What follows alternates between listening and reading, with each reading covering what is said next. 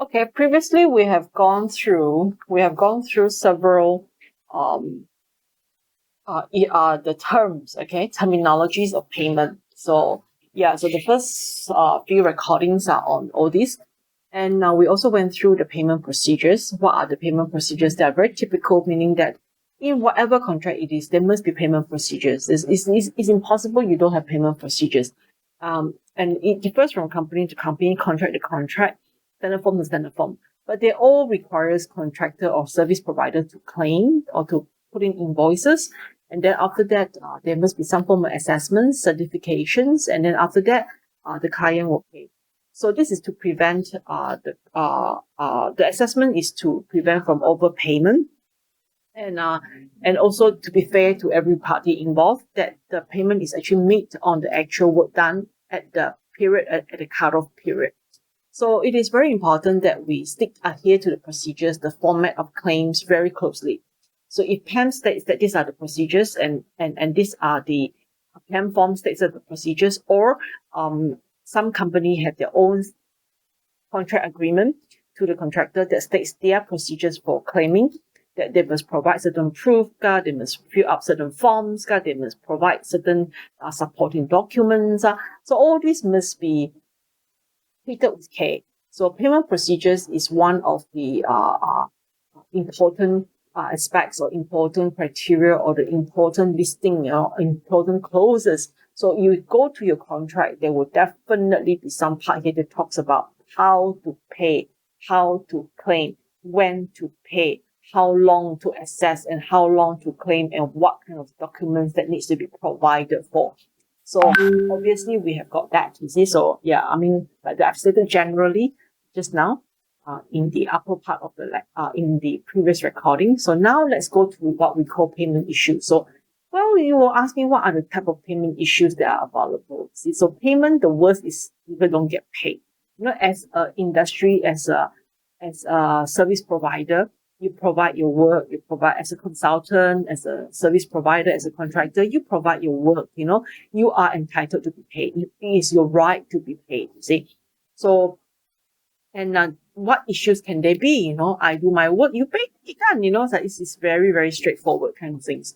But unfortunately, a lot of times there are many individuals without the kind of integrity, they will just overdue your payment, unpaid, or no, don't pay you.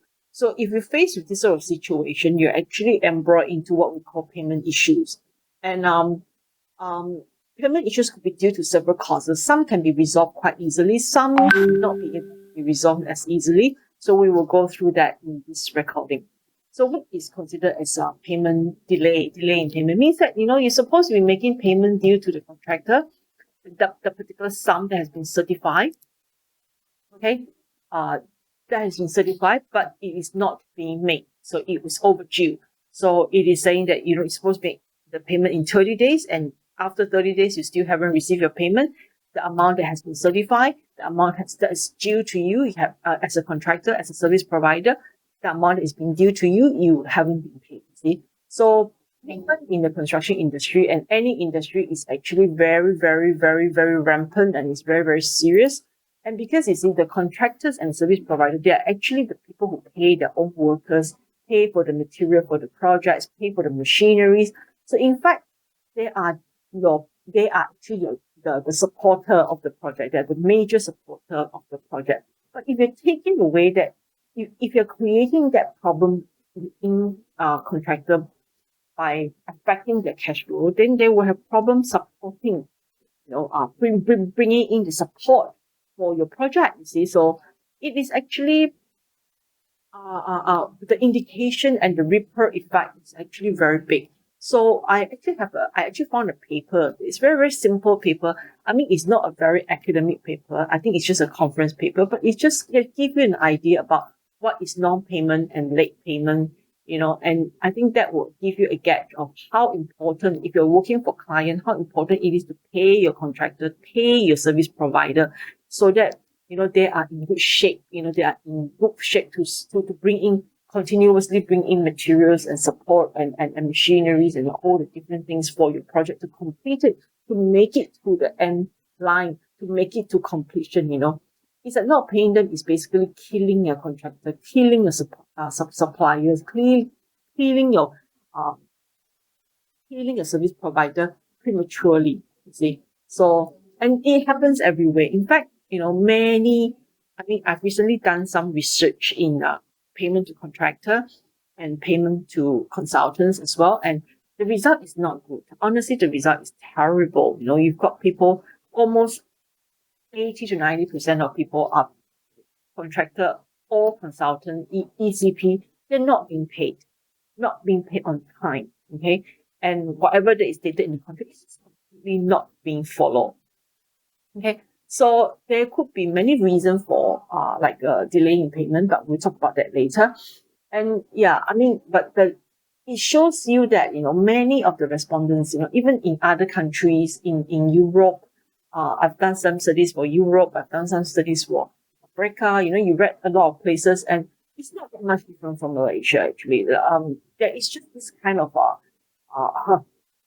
attitude towards payment, and there will be at least about 30 in some very healthy construction environment. There'll still be some 30% of contractors are not being paid properly, you see, and most of them are actually associated with government work, and how sad is that, you see. So government itself is not paying people on time. It basically will tell you that private sector will be even worse, you see.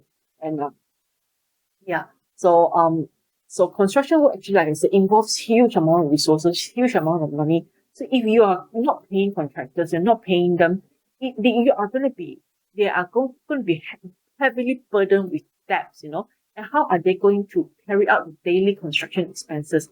The workers needs to be paid. The machinery that comes to site needs to be paid. Petrol needs to be paid. You're not going to Shell and buy petrol.